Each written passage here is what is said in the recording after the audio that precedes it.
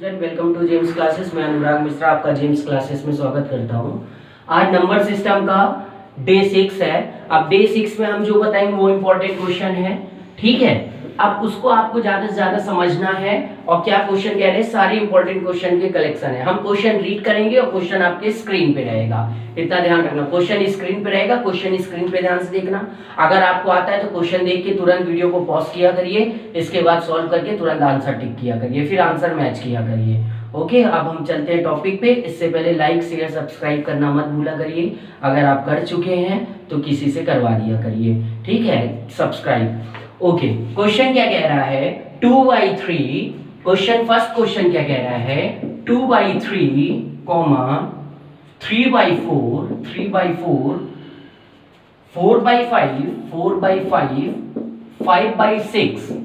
ठीक, क्वेश्चन अब क्या कह रहा है, क्वेश्चन ये बोल रहा है 2/3, 3/4, 4/6 और 5/6 में सबसे बड़ी और सबसे छोटी भिन्न का अंतर ज्ञात करिए। कहने का मतलब, इनमें जो सबसे बड़ा फ्रैक्शन है और इनमें जो सबसे छोटा फ्रैक्शन है, उन दोनों के फ्रैक्शन का हमको क्या निकालना है, डिफरेंस निकालना है। मतलब सबसे बड़ा और सबसे छोटा भिन्न का है डिफरेंस हमको निकालना है। सो सिंपल, हमने क्या मेथड बताया था, अगर सब में, ध्यान समझिएगा, अगर सब में डिनोमिनेटर बड़ा है तो ध्यान समझना, अगर सब में डिनोमिनेटर बड़ा है और न्यूमरेटर डिनोमिनेटर मतलब ऊपर नीचे का सब्ट्रैक्शन 1 आ रहा है। ध्यान समझना, जल्दी से समझने की कोशिश है। डिनोमिनेटर सबका ग्रेटर है, इन दोनों को सब्ट्रैक्ट करने पे अगर 1 आ रहा है, इन दोनों को सब्ट्रैक्ट करने पे 1 आ रहा है, दोनों सब्ट्रैक्ट 1 1, तो जो सबसे बड़ा लिखा है ऊपर वही सबसे बड़ा हो गया और जो सबसे छोटा लिखा वही सबसे छोटा हो गया। अब हमसे पूछा है दोनों का डिफरेंस, तुरंत आंसर निकाल दिए। 6 आया एलसीएम, 5 हो गया, 4 हो गया, तो आंसर क्या हो गया, 1/6, और तुरंत 1/6 आंसर आ गया। तो हमने क्या कहा, डिनोमिनेटर सबका अगर बड़ा हो, न्यूमरेटर छोटा है और सबके डिफरेंस अगर 1 आ रहे हैं, तो जो सबसे बड़ा न्यूमरेटर है वो सबसे बड़ा फ्रैक्शन है, जो सबसे छोटा न्यूमरेटर है वो सबसे छोटा फ्रैक्शन है। यही क्वेश्चन दूसरे टाइप में पूछेगा, क्या है, लार्जेस्ट फ्रैक्शन बताइए, स्मॉलेस्ट फ्रैक्शन। तो ये दो टाइप के क्वेश्चन हो गए इसमें। फिर इसके बाद नेक्स्ट क्वेश्चन क्या कह रहा है, नेक्स्ट क्वेश्चन आपकी स्क्रीन में लगा रहेगा, स्क्रीन में जल्दी से पढ़िए, जब तक हम नहीं पढ़ रहे तब तक आप लोग पढ़ लीजिए। क्वेश्चन ये बोल रहा है कि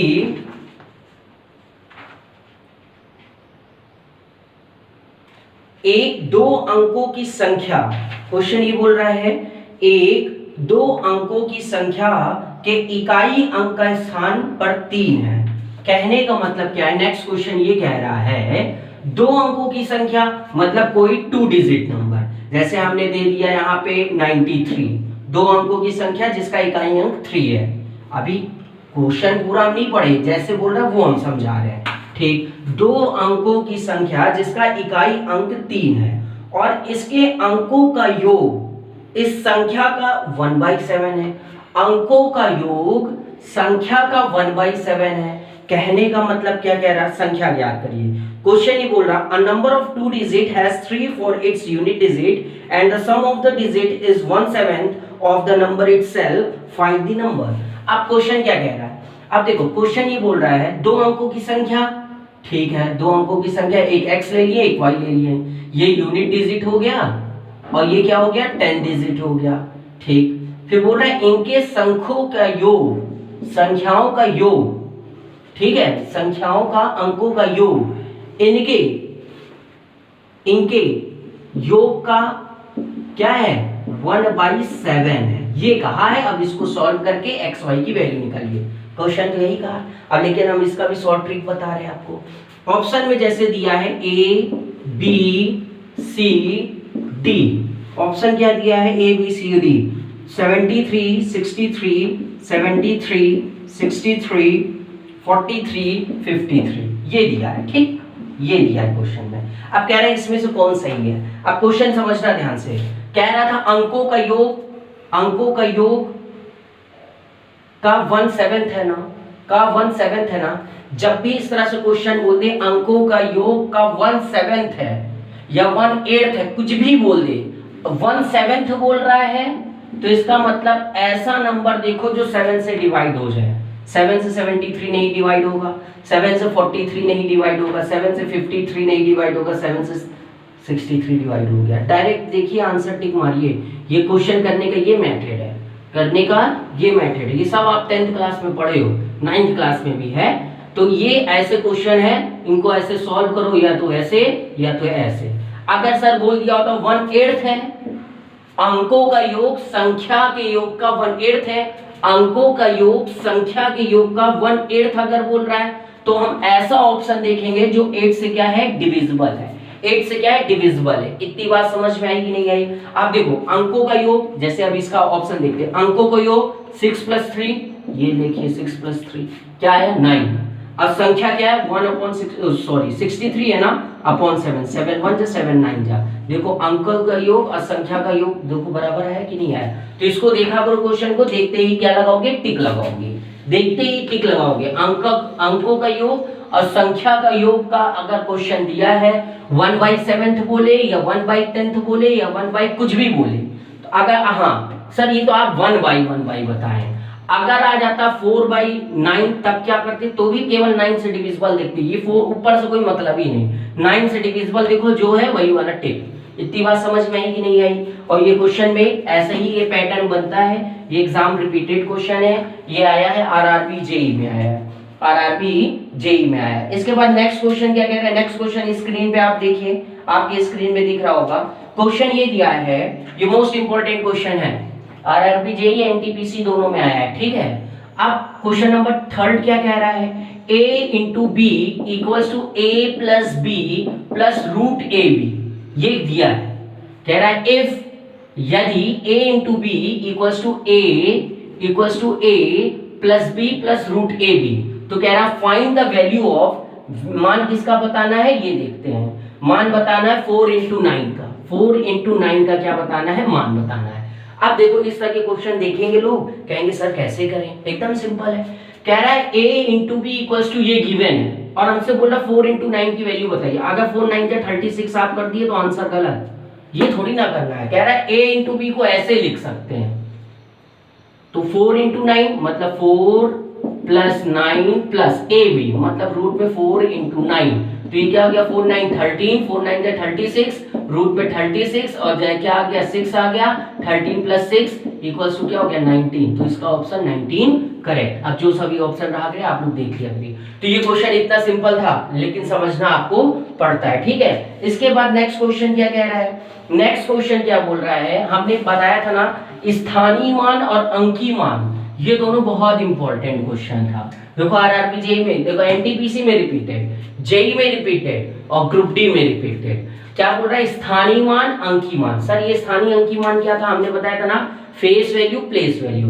तो क्वेश्चन ये बोल रहा है, नेक्स्ट क्वेश्चन ये बोल रहा है कि संख्या 3675149, संख्या 3675149 में 5 के स्थानीय और अंकित मान के बीच का अंतर ज्ञात करिए।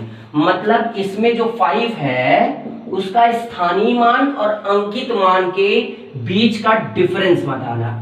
देखो स्थानीय मान अंकित मान क्या होता है, स्थानीय मतलब प्लेस वैल्यू, बार बार समझ लो। अगर प्लेस वैल्यू कहीं लिखा है, प्लेस वैल्यू कहीं लिखा है तो क्या हो गया जल्दी से बताओ, उसको कहते हैं स्थानीय मान, ठीक है, स्थानीय मान।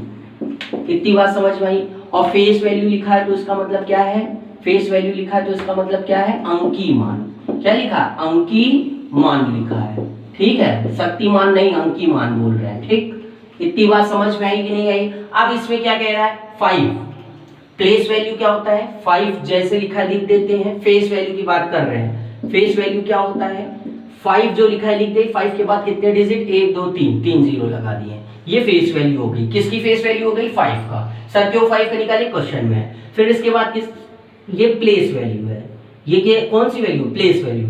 प्लेस वैल्यू क्या होती है, जो पूछा है वो डिजिट लिख दो, उसके बाद जितने डिजिट है उतने जीरो लगा दो। इसके बाद क्या आता है, फेस वैल्यू। फेस वैल्यू जो डिजिट बोला है बस वही हो जाएगी। अगर फेस वैल्यू 6 बोला तो 6 हो जाती, 7 बोला तो 7 हो जाती, 8 बोला तो 8 हो जाती। अब इन दोनों का डिफरेंस पूछा है तो 5000 में इसको माइनस कर दो तो कितना होगा, जल्दी से बताओ कितना हो जाएगा, 4995 आंसर, 4995 आंसर। इतनी बात समझ में आई? तो जो ऑप्शन होगा 4995 वही क्या हो जाएगा, आंसर हो जाएगा। इसके बाद नेक्स्ट क्वेश्चन क्या कह रहा है, नेक्स्ट क्वेश्चन भी इंपॉर्टेंट और अच्छा क्वेश्चन है, ठीक। इसको बहुत से लोग कर भी लेते हैं, बहुत से लोग नहीं भी कर पाते हैं। तो जो कर लेते हैं उन सब के लिए एक्सीलेंट, जो नहीं कर पाते हैं उनको ध्यान देना है क्वेश्चन पे, ठीक। लेकिन अगर हम दे रहे हैं क्वेश्चन, जल्दी से करके दिखाइए। बोल रहा है next question, a by b plus b by a की वैल्यू 1 है। a by b plus b by a की वैल्यू 1 है, तो हमको किसकी वैल्यू बताना है, a cube plus B cube की वैल्यू बताना है। किसकी वैल्यू बताना है, a cube plus B cube की वैल्यू बताना है। ये पूछा है क्वेश्चन पे, स्क्रीन पे है क्वेश्चन, ध्यान दिया करिए। जब भी इस तरह से क्वेश्चन पूछ ले, ध्यान समझना, आपके दिमाग में सेटअप होना चाहिए।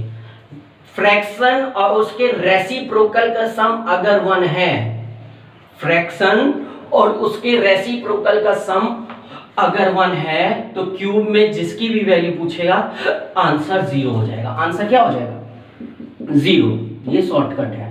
सर हुआ कैसे वो समझाइए आप। चलो इन दोनों का क्या लिए एलसीएम लिए बी हुआ, ये क्या हो गया ए स्क्वायर और ये क्या हो गया बी स्क्वायर। भाई एलसीएम लेना तो आता ही, इक्वल्स टू 1। तो A square plus B square की वैल्यू क्या है, ए बी हो गई। इस गिवन इक्वेशन से हमको ये पता चल गया। अब हमसे पूछा क्या, a cube plus B cube की वैल्यू लिखती है, a cube plus B cube की value. A cube plus B cube को क्या लिख सकते हैं, ए प्लस बी और ब्रैकेट में क्या, a square plus B square minus a b. A square plus B square की जगह क्या लिख सकते हैं, a b minus a b equals to 0। 0 से कुछ भी मल्टीप्लाई होगा तो 0। तो हमको पहले से मेरे दिमाग में सेटअप बना है कि कोई भी फ्रैक्शन और उसका रेसिप्रोकल का सम अगर 1 दिया है तो क्यूब में पूछा है तो उसका आंसर क्या हो जाएगा, 0। सिंपल से 0, उसको हमको सॉल्व करना ही नहीं है। तो ये सॉल्यूशन भी आपको हम बता दिए। इसके बाद जो नेक्स्ट क्वेश्चन ये कह रहा है कि आपको अच्छे से वीडियो को देखना है, वीडियो को अच्छे से समझना है। ये सब क्वेश्चन बहुत इजी है, डिफिकल्ट नहीं है, लेकिन जिसको आ रहा है उसके लिए बहुत अच्छी बात, जिसको नहीं आ रहा उसको सीखना पड़ेगा, ठीक है। तो बार बार बता रहे हैं आपको कि practice makes a man perfect. अगर आप किसी चीज की प्रैक्टिसिंग रोज रोज कर रहे हो, हम आज एक दिन में 5 क्वेश्चन बताए ना, आपको 5 आ रहा है ना, तो 5 अगर आ रहा है तो 30 सेकंड में आना चाहिए, मतलब 150 सेकंड में पूरा कंप्लीट होना चाहिए। क्यों, क्योंकि एग्जाम में 70% क्वेश्चन को आपको 30 से 40 सेकंड में करना है, 30 से 40 सेकंड में करना है 70% क्वेश्चन को। अब बचे 30% क्वेश्चन को, जो ये 70% क्वेश्चन पे जो आप 30 से 40 सेकंड बनाए हो क्वेश्चन, इसका जो टाइम बचा है वो 30% क्वेश्चन पे क्या देना, उस पे टाइम देना है। क्योंकि 30% क्वेश्चन डिस्क्रिप्टिव होता है और 70% क्वेश्चन आईक्यू बेस्ड होता है या ट्रिक बेस्ड होता है। इतनी बात समझ में आई? तो वीडियो को लास्ट तक तो देखे होंगे, तो अगर लास्ट तक देखे हैं तो लाइक शेयर सब्सक्राइब करना ना भूलिए। और मेरा सुपर 10 क्वेश्चन चल रहा है साइंस में, डेली सुपर 10 क्वेश्चन सीरीज चलने लगी है। साइंस के इंपॉर्टेंट 10 क्वेश्चन के कलेक्शन है वो डेली आप देखते जाइए, आपका ज़्यादा टाइम वेस्ट नहीं होगा। मैथ प्लस साइंस देखेंगे, मैक्सिमम आपका 40 मिनट में दोनों कंप्लीट हो जाएगा। और अगर आप स्पीड में करके देखेंगे तो और जल्दी कंप्लीट हो जाएगा। तो ठीक है, ओके, थैंक यू।